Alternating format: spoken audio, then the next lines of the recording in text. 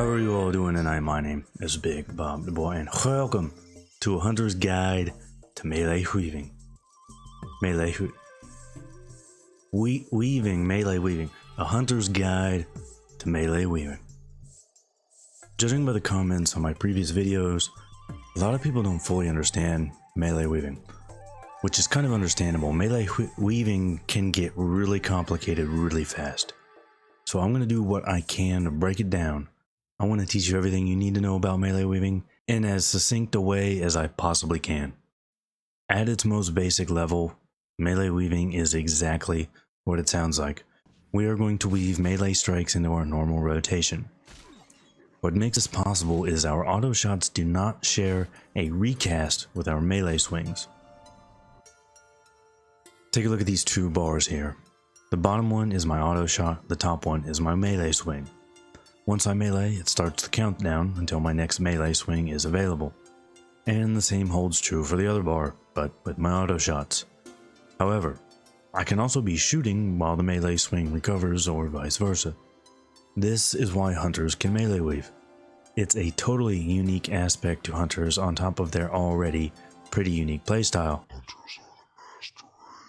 I should mention, it's really important to have a shot timer as a hunter. But if you're melee weaving, it is imperative to have a shot timer and a melee swing timer. I use one just called weapon swing timer, I think. I'll put a link to it in the description box. Okay, so we can put out some melee swings while doing our rotation. Nice. But when is it a good time to actually do that? First, let's look at normal hunter rotation real quick. You probably already know it, but it's good to recap. Auto, aimed, auto, multi, auto, auto, aimed is the general flow. If you have a fast bow around 2.9, you'll probably want to clip that last auto and use aimed shot in its place. This also happens to be the place we want to throw out our first melee strike, in between the two autos. Meaning instead of the normal rotation, we'll be going auto, aimed, auto, multi, auto, raptor, auto, aimed. I'm demonstrating with rock and lock here, so while normally you would use the clipped rotation, you will use non-clipped while weaving, and it looks like this.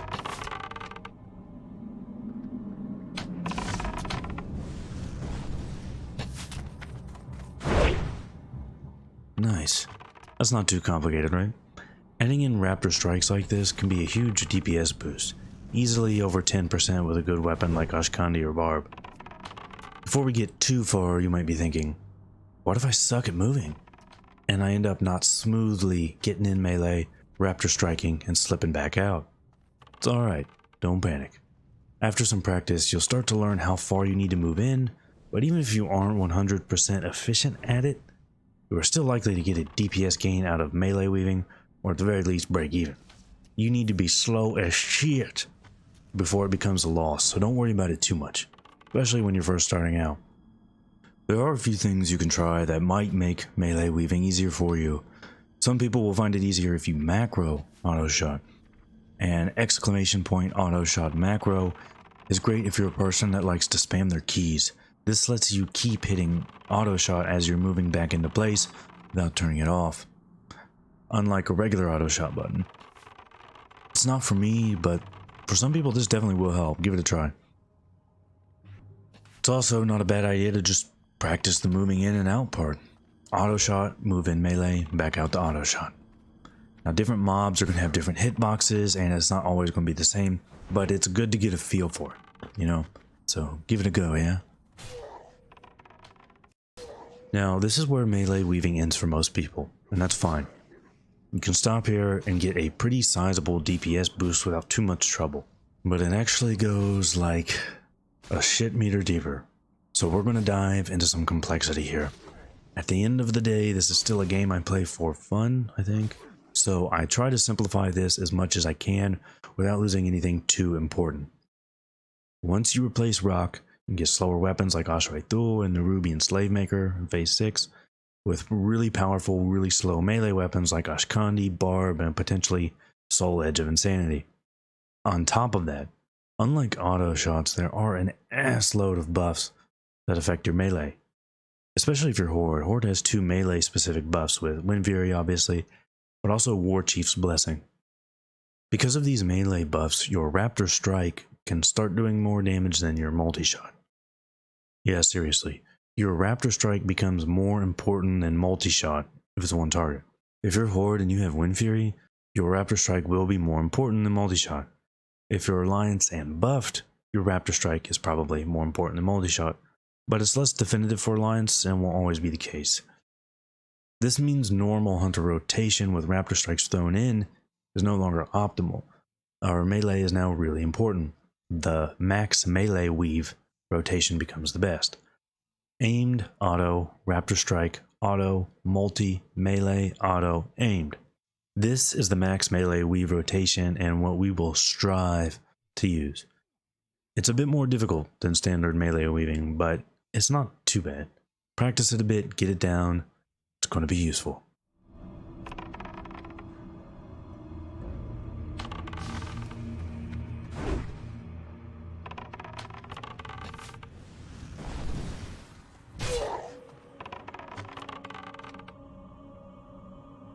The issue is deciding when one rotation becomes better than the other, and shit, it is complicated. Let's take a look at some numbers in the sim. If I am a completely unbuffed hunter using Barb, wearing full-on melee weaving gear while max weaving as 13, 31, 7 spec, I'm going to do 685.5 DPS. If we keep everything the same but switch to normal melee weaving, as in just the Raptor Strikes, I'm doing 679.4 DPS. That's a very small difference. Let's try the same thing, but instead of wearing gear tailored to melee weaving, we'll just wear our normal full tier 2. This time, max weave is 683.7 and normal weave is 679.5. What this means is that even when unbuffed, it's better to max weave than normal weave at this gear level. However, the difference is so small that in practice you are likely better off doing normal Raptor Strike only weaving. Even as other specs like 20-31-0, max weaving still wins, but it gets narrower. Full on LR is the only spec where max weaving starts to pull ahead by a noticeable amount when unbuffed. Okay, and what if we're fully buffed? The difference is obviously much bigger. Fully buffed Horde, Totem Twisting, War Chief's Blessing, everything. We are looking at 1236.1 for max weaving. And normal weaving drops us all the way down to 1128.2. That difference is huge and really forces us into max weaving. Because of the lack of Wind Fury and War Chief's Blessing, the difference is not as big for Alliance. However, it is still significant enough that I think it's worth it. Max weaving when fully buffed, you go from 1135 max weaving to 1095.7 for normal weaving. At that point, I'd say it's probably worth it, but ultimately it is up to you. If you are a super try-hard Alliance that picks up War Chief's Blessing, you're looking at about another 30 DPS gain on your max weave, which definitely makes it worth it. I also want to mention that as an Orc, Dark Edge of Insanity does do more damage than Barb when you're max weaving, because you gain that weapon skill bonus for the white hits. However, even when max weaving, it's not an upgrade for the other races. It does do more melee damage than Barb, but the agility in Barb makes up for it. Of course, you want it anyway because it looks amazing. So, what are our conclusions up until now? 2 important takeaways. Normal melee weaving, as in just adding in Raptor Strikes, is nearly always a DPS gain. Max melee weaving, meaning Raptor Strikes and auto attacks, is a minuscule gain when unbuffed, but a sizable gain when fully buffed, especially for Horde. Now, let's talk about the downsides to melee weaving because they do exist and they do suck. One is haste buffs. As your auto shot speed increases, you have less time to slip in those melee attacks. This means even while fully buffed, Raptor Strike only melee weaving can start to beat out max weave if you're firing off shots fast enough. It gets worse. If you have enough haste, you can push it so far that melee weaving in any way becomes a DPS loss. In order to keep what little sanity I have left, I look at it in a very simple way. 1 haste buff, I don't change my melee weaving. 2 haste buffs, I drop max weave for normal weaving, and 3 haste buffs, I stop weaving altogether. This isn't always going to necessarily give you the most DPS, however, it's really close and a much easier way to keep track of things. Other cons are things like boss mechanics. A lot of bosses have things that punish melee. Dragon Fears, Garslow, Cleaves. There's a lot of shit to watch out for. Compared to sitting in the back just AFK auto-shotting, it's a very involved playstyle. Melee weaving is also just way more fun as Horde, but also way worse as Horde. What I mean by this is, Horde hunters get access to Totem Twisting and Warchief's Blessing. This can really increase your damage, and it is fun to see those huge Wind Furies proc.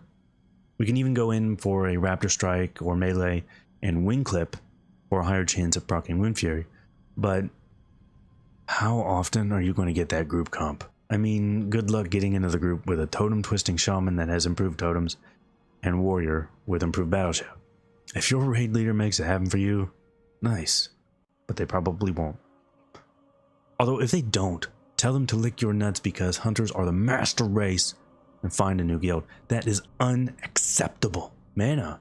It does use more mana, but this probably won't be too big of an issue for you until we see long fights in Nax.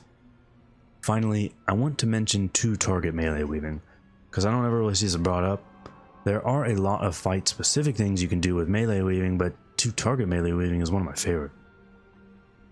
Pretty much any fight where there are mobs tanked apart, you can 2-target melee weave. As long as there's no cleave or void zone or some other shit. Just stand in melee range on the one and shoot the other. This lets you do your melee weaving without having to do any movement. You can also use macros to make this easier. This is a target last target macro that starts your auto shot. With this, after you've shot your ranged target, you can click or tab to the one in melee to melee it. Then use the macro to go back to the ranged one and start your auto shot. This one is a little more complicated as it's a pair of macros, but I like to use this one while leveling. It will clear my target and target the enemy nearest to me and start to melee them. Then the other macro will assist my pet and start my auto shots. Putting Raptor Strike into a targeting macro causes some problems though, so you'll have to play around with that to find out which one works best for you. Although this one has kind of been working for me. I'm not an expert at macros by any means, so you can probably come up with something better on your own. Damn! Melee weaving is a big topic. Honestly, I used to not like melee weaving at all. Melee weaving while leveling is actually what got me into it. I really like the rhythm classic WoW Hunter has, and adding in melee swings would break that up and just really give me the shits. But after working with it while leveling, I like it now. And yes, melee weaving while leveling is the next video. Get ready. It's funny, I do remember people melee weaving in vanilla, but it was almost unintentional. We knew auto shot and melee swings didn't share a timer, but I only saw people take advantage of it in PvP, never saw anyone doing it in PvE, although I'm sure some nerd figured it out back then. If you are interested in learning even more about melee weaving, I highly recommend reading Six's write-up on it. It's pretty long, but there's a ton of great info in it, and I'll put a link to it in the box. If you enjoyed the video, hit that sub button and like button. They really do help the channel grow, and I appreciate each and every one I get. But that is going to be all for this one. I really appreciate you all watching, and I will see you all for the next one.